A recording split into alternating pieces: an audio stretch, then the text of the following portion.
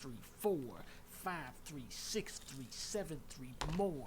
No games this year. See you next year, everybody. He's not wrong.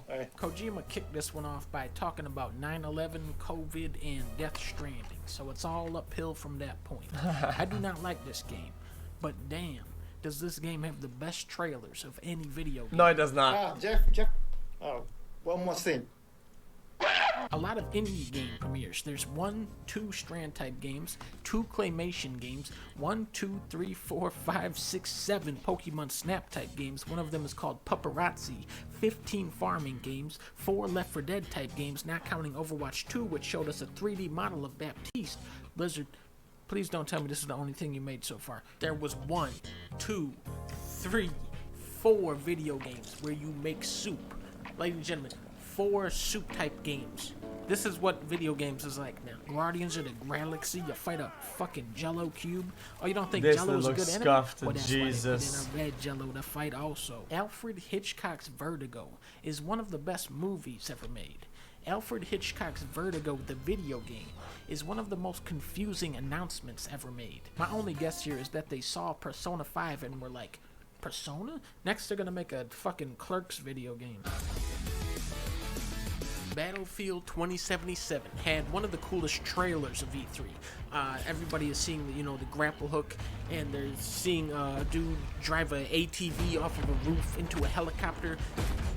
People are getting hyped for this. They're getting excited, and I really do feel bad. I feel bad about having to ruin it for everybody, but I'm sorry, everybody. Saber and Prime Matter are working together on a new game in the Painkiller franchise. All right, very cool on that. They're doing a Fall Guys 2. They're doing a Far Cry 6. This game is extremely unpolitical. As a gamer, I always hate to see politics in video games. I hate to see developers use video games to comment on real-life issues or try to tell a story or be creative, and that's what's so great about Ubisoft as a company, is that they would never have the balls to do any of that. Fidel Castro, Ceausescu, and also Hitler. Gex of the Wild, Breath of the Wild, Elden Ring, Starfield. It was nice to see these games, but we didn't really learn much about them. Elden Ring comes out January, and you can summon enemies to fight for you. Miyazaki is really talking up the freedom and variety of its combat, which is not something I associate with From Software's games, because their games are so difficult and punishing, it really discourages you from experimenting.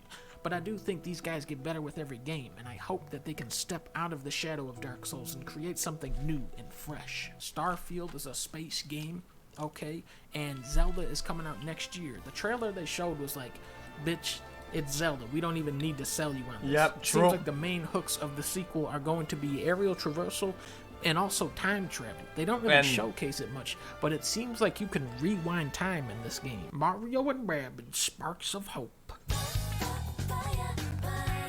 Mario and Rabbids really snuck up on me and ended up being the best game Ubisoft has put out since Rayman Legends in 2013.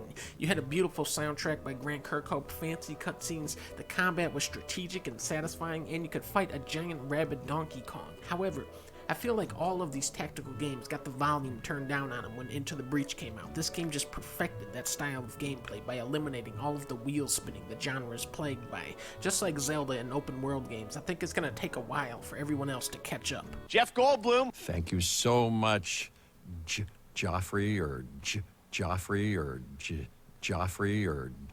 sorry, I think it's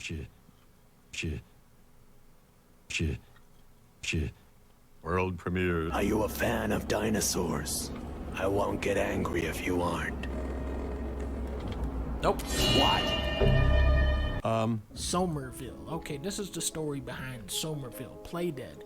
The guys who made Inside, the two co-founders were pissed off at each other, so one of them bought the other guy out of the company, and now they're making 2 separate games. Best case scenario, Wait, really? we get 2 incredible games. Playdead still hasn't showed their game in action. No shot. Somerville's looking good. Very polished looking, and I just love this type of visual and atmospheric storytelling. E3 actually brought me in this year. And that's what could take it. A bunch of streamers and YouTubers about their favorite indie games. They even had the guy from The Test around there. Florence, Across the Grooves, Stardew Valley, Oxygen Not Included, Firewatch. Everhood is definitely my favorite Firewatch 100%. Evans Remains. Slay the Spire. Oxenfree is very good. Dead Cells. Cuphead. Inside, the side scroller. What Remains of Edith Finch. Hollow Knight. Chat. Celeste. Journey. Little Nightmare. I'm gonna be honest, chat. Firewatch came out of nowhere as a game. I feel like, and it was so immersive. One of the most immersive playthroughs we've ever done before. You already Such know a simple this. game too. Among Us. Bike Race 2 Million looks like a hilarious clusterfuck. Co-op WarioWare is coming out this year. They've announced a sequel to a Suikoden game that hasn't even come out yet. I can't make this shit up. These ideas are beyond my level. We have this decorative ball. Voila! Congratulations, Dragon Quest 35th anniversary. That was a wonderful decorative ball with a great banner. Dragon What Quest the 3 fuck? looks pretty cool. Dragon Quest 12 is fucking evil, and apparently it's not turn-based either. Psychonauts 2 is finally coming out in August. Oh. Halo Infinite. Uh-oh. Well, the director of Halo Infinite left the game, so they brought in someone else. And then that person left. What is happening behind the scenes with this game? But Xbox made a power play during E3, and they said Halo Infinite multiplayer will be free. That is awesome, and I feel like EA really needs to follow suit with Battlefield. It also says Xbox thinks we'll pay full price for the single player of Halo Infinite, which a lot of people probably won't. A couple weeks before E3, there was rumors that Nintendo was working on a new Donkey Kong game, and I think that somebody got confused. Nintendo skipped 4 and went straight to Metroid 5. This was the big reveal of E3 to me. Samus Returns had a lot of cool ideas, and here is the perfect opportunity to perfect them. I definitely prefer the 2D Metroid games, and I hope this can give Silksong and Prime 4 a run for their money. Then Tekken showed up, You know, and I don't fully agree, okay? Guys, this is an unpopular opinion. I think one of the best Metroid games is a Metroid Prime Hunter on the DS. threw I said it did. Ganondorf into Play a it. volcano. So he's dead. Well, he was already dead. He's throwing him in the pit. Yeah, that's just arms. You can throw them in there. Ain't nobody care about that. Oh, no, not Kirby, no. Don't kill. Oh, no. It can fly, He dude. killed Kirby.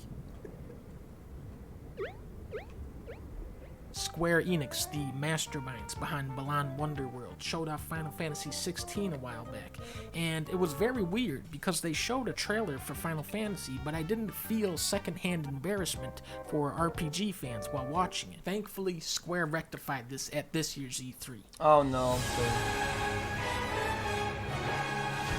I'm here to kill Chaos. That's my mission. Looks like Chaos has been waiting for us. I only know one thing. I want to kill Chaos. You sure Chaos is here? This is the Shrine of Chaos. Chaos. And who are you? What the fuck? We're here to kill Chaos. Chaos! Chaos.